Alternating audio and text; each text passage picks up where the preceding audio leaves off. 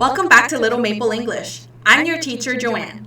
Today, we're going to talk about the difference between have and have got. So, have and have got both mean to own or to possess. So we're going to take a look at how we can use these two different expressions. So let's take a look at the example.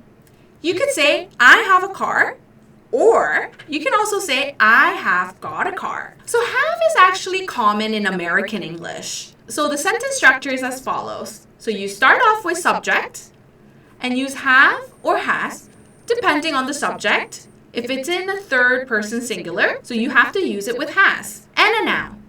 For example, I have a phone. She has two brothers. Whereas have got is more common in British English. So the sentence structure is as follows. Subject comes first and have or has got. So if the subject is in third person singular, you would want to use has got. And then noun follows. So let's take a look at the examples. I have got a phone. She has got two brothers. There's no difference between saying I have a phone or she has two brothers. Just different ways of expressing it. So let's take a look at more examples.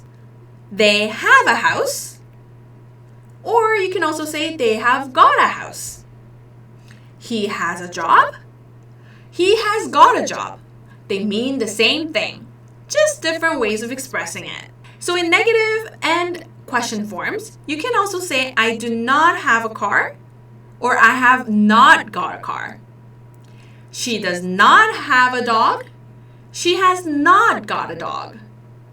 Do you have a pen? Have you got a pen?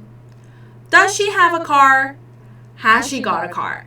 So let's take a look at the summary. Have and have got has the same meaning. It's just that it's more common to use have in American English and have got in British English. Use do or does with have. Use have or has with have got.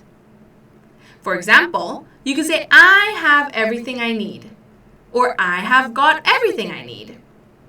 Or you could say I do not have everything I need, or I have not got everything I need.